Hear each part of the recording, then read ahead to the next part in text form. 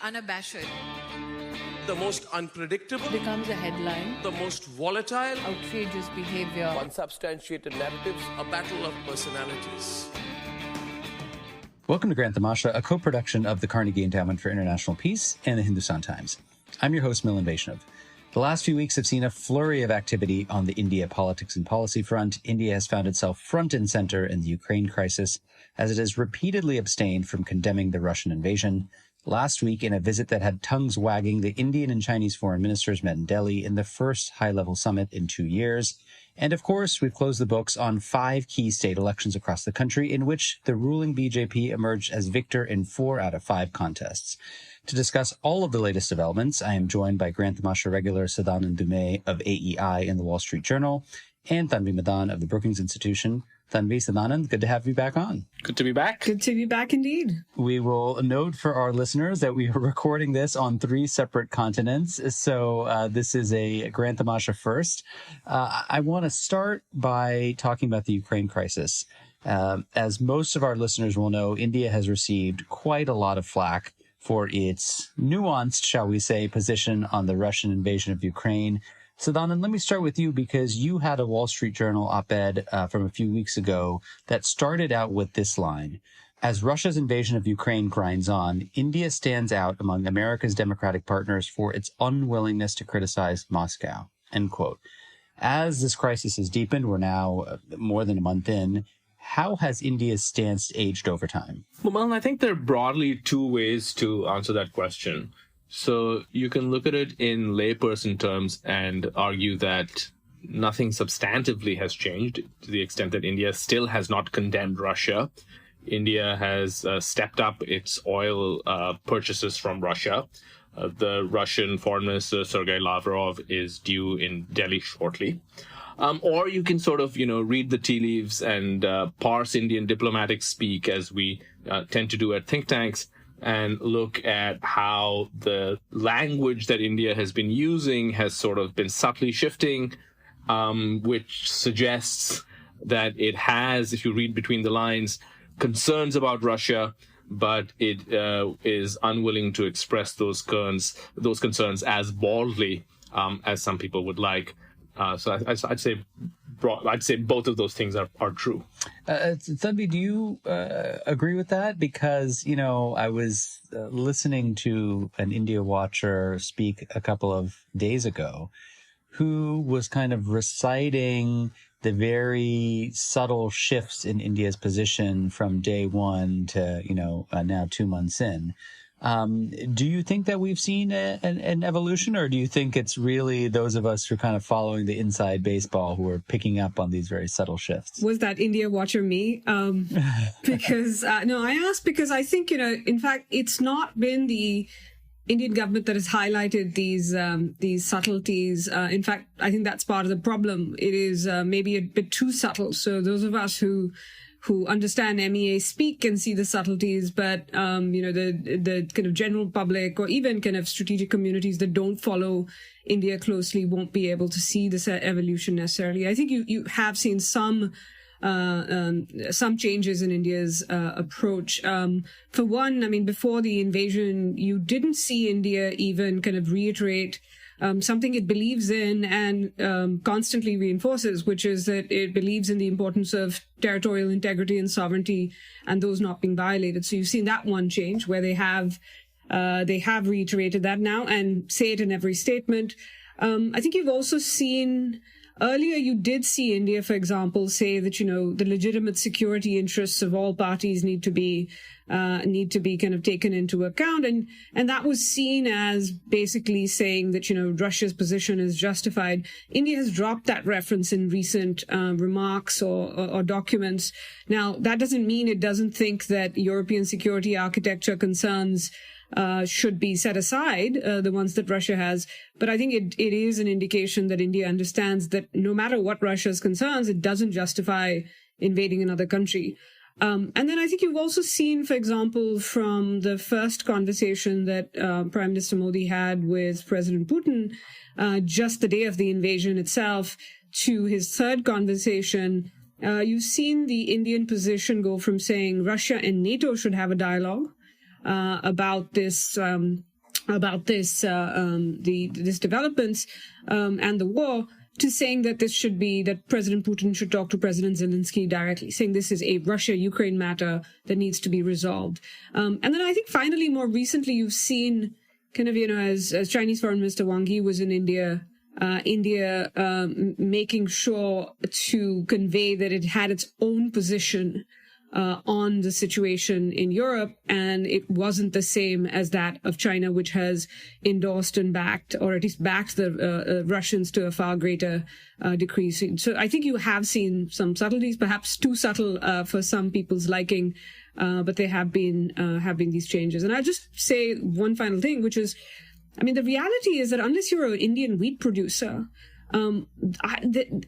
India's kind of several Indian interests have been adversely affected by this Russian invasion of India. So beyond the kind of reasons for why India hasn't said anything, to condemn Russia, and we can't, it doesn't make sense to again go into that here, but this has not been a development that India has liked in any way, shape, or form. Let me just jump in, but Tanvi, the fact is that they can't say something as simple as Russia invaded Ukraine.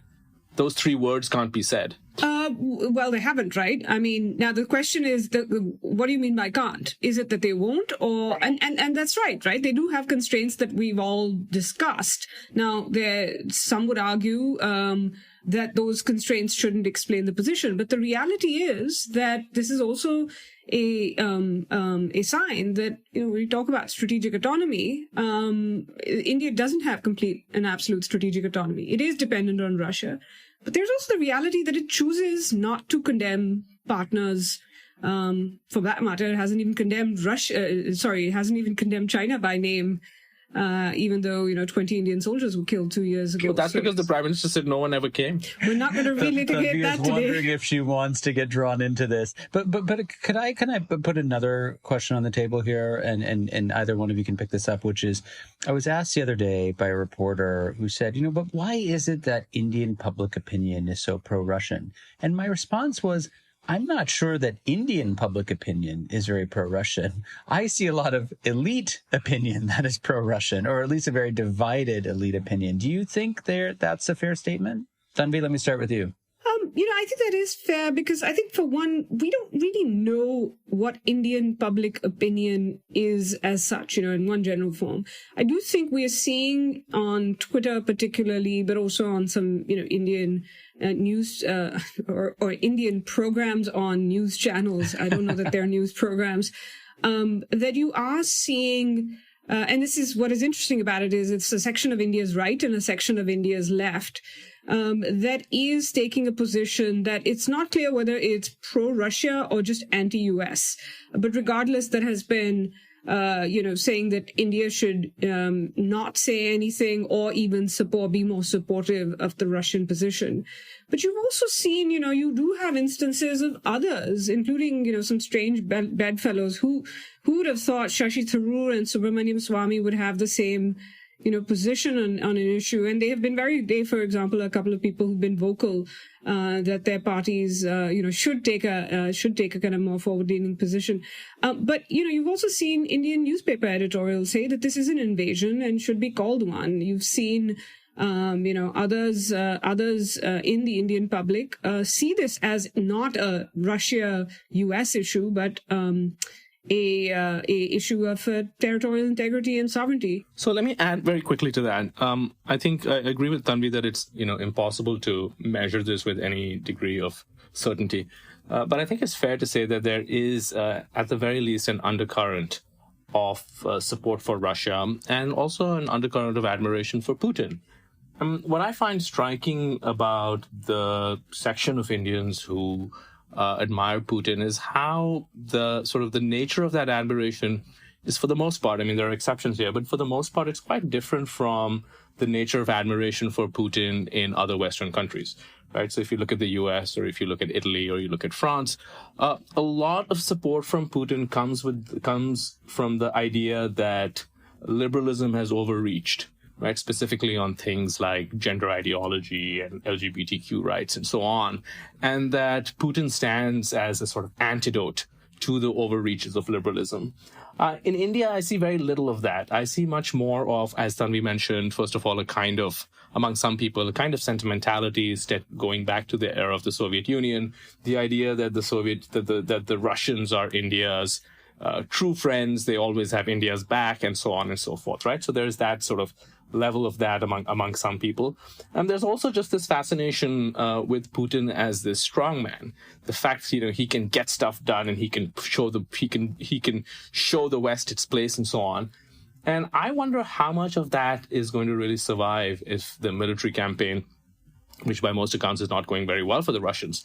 If Putin is not able to achieve his objectives, I really do wonder how many of these, Indian Putin stands who are very vocal on Twitter, I really wonder what they'll be saying, say, in 3 months or 6 months if that happens. I think there's one other thing to kind of keep in mind that, a lot of times this is, it's forgotten now today, given the nature of the US-India relationship and how close it's become, that this is a country, and indeed this is a prime minister himself, that have faced things like sanctions themselves.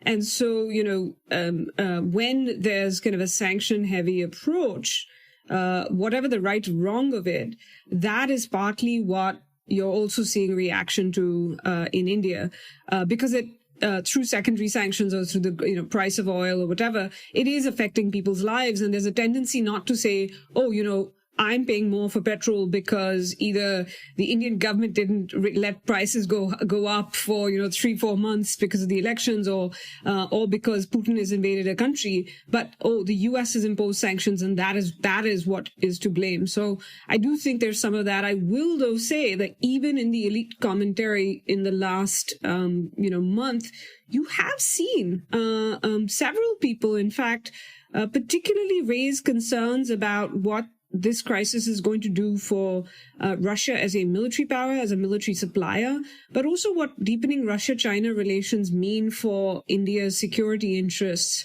given its rivalry and tensions with China. So I think you're actually even seeing a little bit of a mixed view amongst the elite and the strategic community.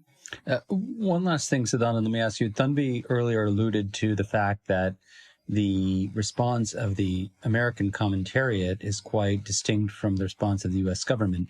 In your Wall Street Journal column that I referred to earlier, and we'll post a link to that, you cautioned the United States against pushing India too hard because, as you put it, America has bigger fish to fry, right? Where there's a larger fight with China, and India plays an important role as a major American partner in the Indo-Pacific. So if you kind of step back and look at the Biden administration's response thus far, how do you rate it? How are they approaching India's quote unquote nuanced position? Yeah, so my position is that, exactly, if you sort of look around the, what used to be called the Asia Pacific and now we call the Indo-Pacific, there are countries, it's not just India, right? Vietnam is another important example of a country that may broadly share U.S. concerns about China, but also has a deep historical relationship with Russia and is very unlikely to go as far on sort of either condemning or taking action against Russia as people would like in Washington. I think that's just, that's simply a fact. I think that the Biden administration, to give them credit, has in fact been quite cognizant of this. If you look at their statements, they repeatedly pointed out that they recognize that India has its own relationship with Russia. Obviously, they would like to see India step up and do much more. You had the president himself talking about India still being shaky. But I think, considering just how high emotions are running, considering that this is an unprecedented world-changing crisis that is the focus of U.S. foreign policy, considering that, I think they've in fact done a pretty good job of keeping their eye on the long game, at least as far as India is concerned. So China has come up several times in the course of this conversation, so it's a natural segue to our second topic, which is the Chinese Foreign Minister Wang Yi surprised many observers by visiting New Delhi last week. It was a visit that was rumored, but not really confirmed until the last minute. Tanvi, this was the first high-level bilateral summit between Chinese and Indian leaders since the two engaged in this high-altitude clash over their contested border 2 years ago. I think the question that many people are still struggling to understand is, number one, why did Wang travel to India in the first place? And number two, did he accomplish whatever it is that he set out to do? So I think you can think of kind of three reasons for why Wang Yi chose to travel to India at this point. He and Foreign Minister Jaishankar have met on the sidelines of other summits, but this is the first kind of high-level trip since almost 2 years ago. We're almost at that 2-year point. The China-India boundary crisis erupted. The first reason I would say is to generate diplomatic space for China itself. It is facing pressure, particularly from the US and Europe. And you've seen various kinds of Chinese engagement with several partners, whether in the Middle East, but also this was a larger trip to a number of countries in South Asia, as well as Wang Yi speaking to the Organization of Islamic Cooperation Summit, where there were representatives from several countries. So, I think this is an attempt to say, China sees itself as being somewhat diplomatically feeling a bit pressured or even isolated along with Russia. And so to try to create some space, I think there was a sub-reason here where, it's not just diplomatic space vis-a-vis the pressure on China over Ukraine, but also some of its interests in South Asia are facing some headwinds because of domestic developments, whether it's in, Nepal, Sri Lanka, or even China, Sri Lanka and Afghanistan for that matter. So I think it was a bit of shoring up China's kind of southern flank, so to speak, southwestern flank. I think the second reason was to create some space and support potentially for Russia, as well as the kind of Russia, India, China, or BRICS world, SCO world, which is to try to convey and signal that India and China are actually on the same page on Ukraine, and both are supporting Russia, and that they have a similar view of the international order. And what has been interesting to see is the messaging coming out of this meeting from both China and Russia has been to try to portray India as being on the same page. And External Affairs Minister Jaishankar, in his presser after the meeting, making it a point to say that India had its own point of view on both the crisis in Ukraine, and then laying out a much more forward-leaning set of views that India has about the international order, including not using force to change the territorial status quo. A sign both to Russia, I think, and China, of course. And then finally, I think the third reason for Wang Yi's trip potentially was to, seeing kind of differences that India has with the US, with European countries, with even some of the other Quad partners, Australia and Japan, on the subject of Russia, to potentially try to create a wedge or at least fuel friction between the two countries, between India and its partners. One, by conveying, say, to audiences in the US that, look, we have this similar view. India's with us and Russia on this. And second, to say to India, look, the Americans are putting pressure on you, and you shouldn't, tomorrow they'll turn on you. So I think, that is the impact, and part of was it successful? I don't believe so, because part of China creating space for itself was to say to India what it has been saying for the last 2 years, which is set the border issues aside and let's focus on the broader relationship. Let's just go back to business as usual, to normal.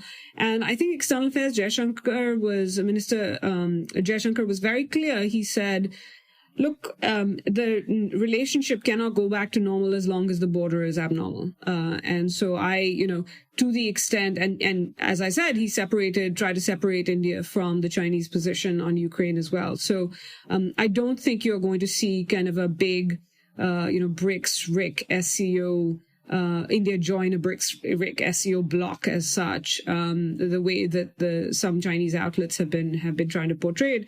And I don't think you're going to see India set aside the boundary dispute. I think the last 2 years have fundamentally changed China-India relations. So let me just quickly piggyback. I don't have any real disagreement with Tanvi. I think it's the idea of this, this pivotal moment leading to some kind of grand realignment, where three major non-Western powers, China, India, and Russia, get together. That if you just sort of daydream about it, right, you can see people trying to come up with the contours of something that would sort of resemble an alternative global order. I am extremely skeptical about it for two very simple reasons. The first is that the Chinese will not give the Indians the role in that new order that the Indians seek.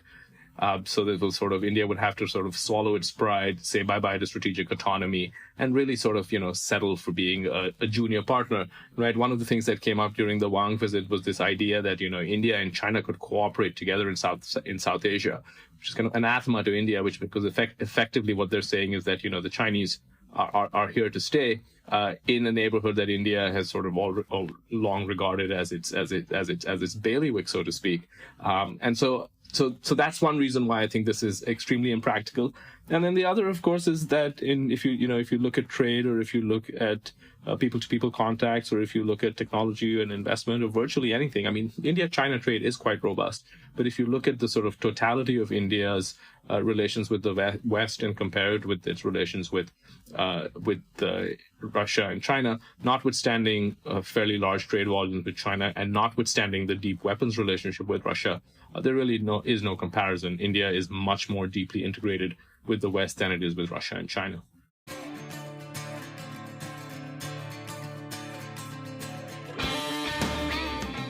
Hey, Grand Tamasha listeners. Thanks for listening to the podcast. Putting this show together each week is a labor of love, but it takes a lot of work to put out a great show every week. If you'd like to support the work we do at Grand Tamasha, please visit ceip.org/donate. Don't forget to subscribe to us on Apple Podcasts, Google Podcasts, Spotify, or on your favorite podcasting platform, so you'll be the first to know when a new episode rolls out. So we talked about kind of public opinion, elite opinion as regards Russia, and all of the available survey data we have, which is quite limited, suggests that Indian public opinion when it comes to China is down in the dumps, right? It is very, very poor. But I'm wondering about elite opinion. So, Sadanand, maybe I'll start with you, and then Tanvi chime in, which is, are there voices in the Indian foreign policy landscape who are suggesting a rapprochement or a reset, and want to take this opportunity to use this Wang Yi visit as a kind of opening to quote unquote reset the relationship? Or do you think that even there we are seeing the fact that there's just kind of too much water under the bridge? How do you guys see that question? Let me put it this way: if 2020 had not happened, right, you can imagine that there would in fact have been many more voices making precisely that argument. But 2020 really it's changed the intellectual landscape in India dramatically. And you cannot make that argument, I think, without opening yourself up to attack and without people raising the obvious question, well, what about Chinese claims on territory that India regards as its own? And what about China's land grab in 2020? And what about the troop buildup? The fact that is not on the table, it does not seem to be on the table from the Chinese perspective, it makes those arguments very difficult to make. I think, that's true. And I do think, you've seen almost every key China hand in India who served in government say 2020 was an inflection point. And we've seen the results of that. I do think, however, while there isn't a China debate, or there's a narrower China debate in the strategic community in India, there is a debate about how far and fast to go with the US. And I think that is the debate that remains and tends to be the more vociferous one. And sometimes people move backward from there. So people who say the US is untrustworthy, or, there could be another American president who decides that a G2 sphere of influence world with US-China running the place to India's detriment will be back. And so the better thing to do, instead of, relying on the US or trying to build these partnerships, is figure out a way and reach kind of a new modus vivendi with China. So, you figure out a way to do that. I think you'll also see some kind of voices who are more focused on the political side, while there could be, a downside for Prime Minister Modi not seeming to take a strong enough position in China. You could also see some who are saying, look, we don't want to go into 2023, the year before another election, where, situation goes out of control. 2023 is also when India is hosting the G20 and the Shanghai Cooperation Organization. So much as she might want Modi at the BRICS summit this year in Beijing, Modi will want, Xi and Putin to be in India in 2023. So there might be some who say, figure out a way to, reconcile at least the messaging on the boundary dispute, that you can figure out a way for these guys to visit India. So I think, there are still some voices. We should be aware that this is not going to mean kind of that line of thought is gone away. Now, if you were China and you were really strategic, which they don't seem to be these days necessarily, you would actually figure out a way to make some concessions to India that would perhaps fuel those voices in India, including within government, who say, we really don't want to, we want to stabilize ties. We, we don't know if the US is trustworthy. It's putting pressure on us. But I don't think Beijing seems to be in that place. And we certainly didn't get any sign of it during the Wang Yi visit. So, Tanvi, you brought up elections, which is a topical issue right now. I want to end by talking about these big state assembly elections we've just seen, starting with Uttar Pradesh. This is a state where the BJP has returned with a very comfortable majority. It makes Yogi Adityanath the first chief minister to repeat as chief minister after completing a full 5-year term. Sadanand, I know you have lots of thoughts about Yogi Adityanath. What do you think is the significance of his victory? And where do you think he stands now if you kind of lay out the pantheon of BJP leaders? What is his rightful place? What do you think he can claim after this election win? Amil, this is hugely significant. Yogi Adityanath is only 49 years old, and he is the chief minister of by far the most politically significant state. And it's not just significant that he's the first chief minister who has been re-elected since the mid-1980s, but it's also significant that this was an election which the BJP won with Yogi very much their face to be chief minister. As you recall, back in 2017, Yogi was hardly on any of their election materials.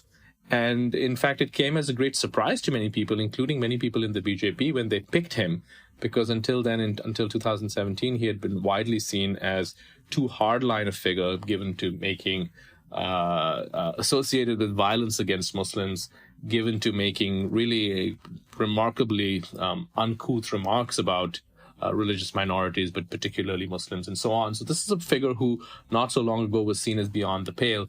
And now in 2022, he has won an election, partly, obviously the prime minister helped him, but partly based on his own appeal. And he is quite clearly, to my mind, the number 2 figure in the BJP now. If you are betting on BJP after Modi, I think it would be very foolish for you to be betting against Yogi Adityanath. Hold on. When you say he's the number 2 figure, do you mean after Amit Shah or after Modi? I mean in terms of he is a more natural heir apparent for the party than Amit Shah. Amit Shah may be closer to the prime minister, and obviously Amit Shah is a very powerful figure as the home minister. But I think, to put this simply, the comfortable re-election of Yogi is a kind of nightmare for Amit Shah. If Yogi had kind of come back and he'd scraped back into power, needed outside support and so on, I think that would have been a much better outcome. Here, where because what you have here is one very powerful figure who is obviously the prime minister's right-hand man and has his ear. But he does not have what Yogi has now demonstrated that he has, which is a mass base of his own in politically the most important state. So I think this does, this shuffles things, maybe not in the day-to-day workings of government, because Modi very much remains in charge. But if you're looking down the pike and if you're placing money on who is the likely heir apparent, whether it's in 5 years or 10 years or 15 years or whatever, we don't know. I would put my money on Yogi over Amit Shah. This is not an endorsement of him, obviously. I'm just sort of saying that's where I'd place the bets. Tanvi, you are a longtime Delhiite. You have seen this show that the Congress Party put on many a time. It did what the Congress Party does best. It, especially when it loses elections, it promises a thorough review, a very careful after-action report. and then it goes headlong into embracing the Gandhi family even tighter than it did before. The Congress continues to decline electorally. We see that in national elections. We see it in state elections. We see its numbers come down in the upper house. I'll ask you the question that we've been debating for a long time. We have a little bit more evidence now. Do we think that the party can revive with the Gandhis at the helm? I think, Grand Tamasha listeners will know that I always say when we're talking about state elections and national elections, I don't like to make predictions because, Indian voters like to surprise us and we don't know what then. Come on, Tanvi, this is the easiest prediction in the world. That's what I was about to say. I was getting there, Sadanand, that what is very predictable is that we see this, this kind of the rewind and replay again and again when you see the Congress suffering a defeat. Now, they still have a significant chunk of vote share, but they can't translate that. And one question is, are they actually in their current form without making any changes? And no, they won't be effective. I mean, Indian voters seem to be kind of rejecting this version of the Congress again and again and again. And if you were kind of a company, by now you would have changed something because your consumers are telling you that they don't like the current configuration. So when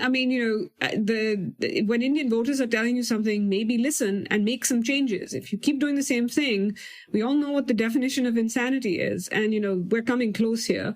But Milan, you wrote a great piece on this in the Hindustan Times, so it'd be great to hear your view on this too. I mean, I just think that the Congress, with its current configuration, just seems completely unwilling and unable to learn any lessons, right? And the lessons from 2014 were fairly obvious, right? They were about needing to have a strong and credible leader. They were about building back an organization where there was actual kind of social mobility in the ranks and strong leaders who were put into place at the state level. And it was about standing up for something, right? We've heard a lot of kind of anti-Modi tirades, which is fine. You might need that to kind of rally your core voters. But, just reflecting on the BJP's campaign, particularly in UP, where they had so many narratives to offer. You could kind of pick and choose the one you liked, right? There was the law and order narrative. There was the anti-corruption narrative. There was the Hindutva narrative. There was the kind of, strong leader who has your back narrative. And the Congress just doesn't seem to stitch kind of any of these together. And I guess, Sadanand, I'll hand this over to you by just asking, we are finally seeing some opposition space being opened up. We've seen Arvind Kejriwal of the Aam Aadmi Party now claim a second state, and it's an important state, right? Punjab, unlike Delhi, is a full-fledged state. We've seen Mamata Banerjee and the Trinamool Congress at least demonstrate a desire to go beyond the party's traditional bastion in West Bengal. And I think actually a kind of interesting move that you see the Samajwadi Party leader, Akhilesh Yadav, resign his position from the Lok Sabha, deciding that he is going to take on a new role as a state legislature, fighting the fight against the BJP in his home state of Uttar Pradesh. So I'm wondering if, my own sense of it is that opposition parties now have just priced in Congress decline. And they almost view it more as a distraction or a sideshow than any real core of an opposition alliance. But I'm curious what you think. So a couple of quick points, to start with, on, the idea that the Congress has a certain vote share that makes it impossible to ignore. I think that's kind of, I'm skeptical of that view because, yes, they got about 20% of the vote, but that doesn't mean that the 20% is their floor. We haven't seen their floor yet. The floor keeps getting lower, and the floor could very easily, it could go from 20% to 15% or to 10%. So I think they're clearly in crisis. In terms of the opposition, I think that if you look at it, if you look at it at the state level, there are several opposition leaders who are doing well, right? So you have Mamata Banerjee, she's pretty much in control in Bengal. You have the delightfully named Stalin in Tamil Nadu. You have the CPM in Kerala. And so there are many states, particularly in the south and in eastern India, where I think that the BJP will really struggle to make inroads, partly because of the religious demographics of those states, which are, frankly, incompatible with the increasingly hardline Hindu nationalism that the BJP espouses under figures like Modi and especially Yogi Adityanath. But at the national level, the opposition has a huge problem, because I think there is some evidence, and, Milan, you know this stuff better than I do. There is some evidence that voters choose differently between state elections and national elections. And the inability of the opposition to come up with a credible pan-Indian leader. Right? This used to be the Congress's great strength, that they had, say Indira Gandhi or Rajiv Gandhi or whoever, and the opposition came across as just a bunch of sort of petty, squabbling regional chieftains. That is the problem now that the opposition has in relation to the BJP. And I would not read too much into Arvind Kejriwal's success in Punjab. Yes, he has a quote unquote real state now, so he's running. But let's put this in perspective. It's not a particularly large state. It's a medium-sized state, shall we say. Again, it's a state that is particularly open to a non-BJP alternative. And this has been the case for a while. And it is, I don't know how much of a springboard that gives him or how much of a national figure that makes him. So, yes, he certainly, looks more, looks to have increased his stature compared to what it was. But let's face it, as national figures, the opposition so far seems to be sorely lacking in them. Just very quickly, I think one of the things also, it'll be interesting to see if we see any change we haven't thus far, is that this continued talking point from some of the Congress party that, we have to stick to the Gandhis because that's what keeps us together. But what are you being kept together for? I mean, you're not a social club.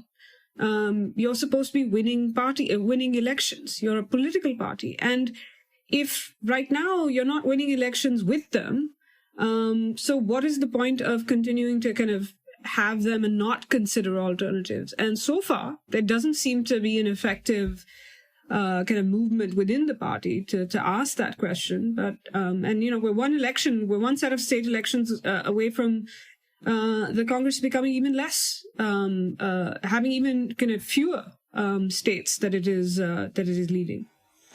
So before we close out the session, guys, I want to just ask you to do something that we occasionally do on the end of the show, which is to highlight for our listeners a story that's coming out of India that they may not be paying attention to, but should be following, something that might be a little bit under the radar. Tanvi, let me start with you. Is there something that's out there that our listeners should be perking up to? So what I found interesting, it's a foreign policy story, but it's kind of mixed up with, economics and energy and debt in the region and things like that, is how India has been engaging some of its neighbors. There's kind of a real sort of diplomatic outreach to whether it's Nepal, whether it's Bangladesh, whether it's in Sri Lanka. And there seems to be a view in India that some of kind of the headwinds that I mentioned that China is facing in the region has opened up an opportunity now. And, the question is, can India consolidate some gains with these neighbors in the process of this? But that's something that's been quite interesting for me to watch, that hasn't got much attention, especially in the US, but kind of this engagement in South Asia and amongst the kind of South Asian countries. Sadanand? I would say this is something that, again, has got some attention, but not that much. I think the whole idea of the revival of the so-called rupee-ruble arrangement and how India and China and Russia are going to forge an economic relationship under the shadow of sanctions against Russia is it's a fascinating subject. And I think we'll sort of see a couple of things. We'll also it'll help clarify just how far India is willing to buck the West in terms of pursuing its independent foreign policy with Russia, but also it'll give us a sense of the limits of what is possible, right? So India, it's obviously not a small economy, but I think that the general sense is that even if India wants to sort of find a way to import large amounts of Russian oil, for example, I think the fact that the international financial system is what it is going to make that very difficult. I think this is something that's certainly worth following, not just if you're interested in India, but for the wider implications. It's going to bring back potentially examples of the barter trade, which is something that you learn about in school, but you don't see a lot of in the modern economy. Though I'll just very quickly say there is a reason India-Russia trade, non-defense trade, has been lower than $10 billion, and investment has been minimal. There's not a lot of things that the countries actually do want to do. And so that's been a challenge. It's going to be even more challenging. The story that I'm paying attention to is one of the big questions. Just 1 second. I think the Russians can import Indian news channels because the BBC and all have been kicked. So they can now have Republic and Times now. No, they'll just outsource it, and so it'll stay in India. This will be, Atmanirbhar Bharat. They'll just have to outsource it. So a lot of people have been asking, what is it the BJP wants to do now? They've kind of not locked 2024, but of course they're in pole position and they've just won these states. And I thought it was very notable that as soon as these elections were over, an enterprising journalist asked the Chief Election Commissioner of India, Sushil Chandra, what he thinks about this proposal to have one nation, one election. And he was very positive about this and said, well, he thinks it'd be a good thing. It requires change of the Constitution, but he would welcome it. And I think that really is something that we're going to hear a lot more about. This is the idea, of course, that you would have simultaneous state and national elections and not this, what some would say, disruptive pattern of staggered state elections across the 5-year parliamentary term. It raises huge constitutional issues because if a state government or national government falls apart, what do you do? If you have a vote of no confidence, do you immediately have to put into place another government that has the vote of the majority of the floor? Or do you just put the state under president's rule, which means that the center can control more states? So I think this is a very, very tricky issue, but it's one that you have a surprising amount of support for across various quarters, including many bureaucrats who believe that having repeated election eats into substantive kind of governance time. So I think that's one that I'll be watching the next couple of months. I mean, do you think that the prospects are realistic? It seems hard in the short run because, as I understand it, you would need, 2/3 majorities, right? Not just a bare majority. So that could still be hard in the upper house.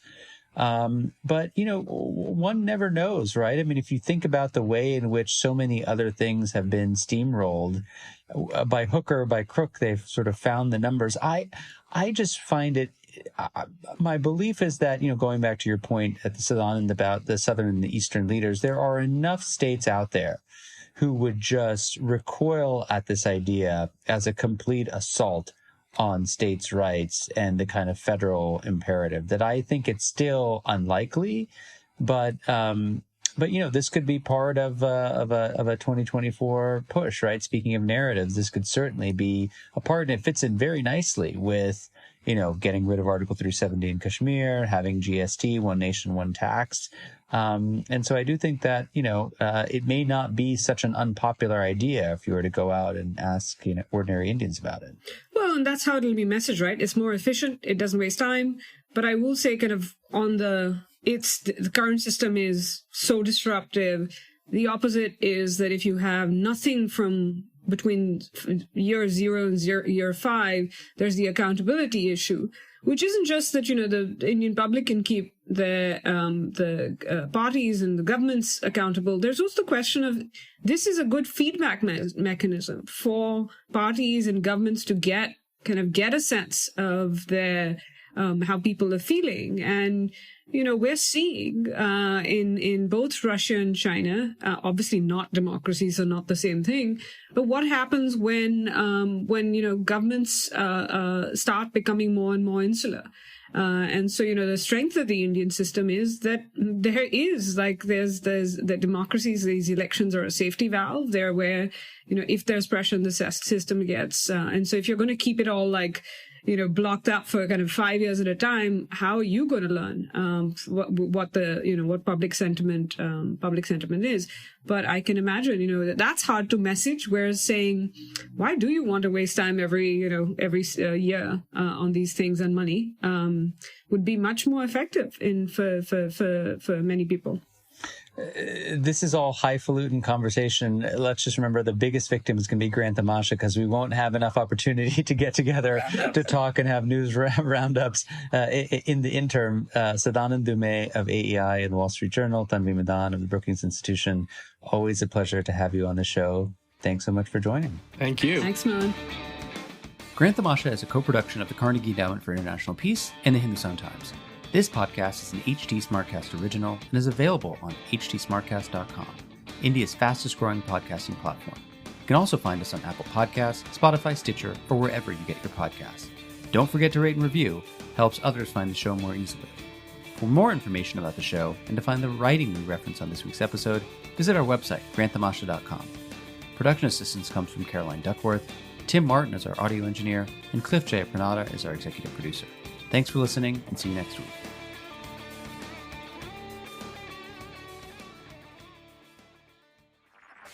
This was a Hindustan Times production brought to you by HT Smartcast.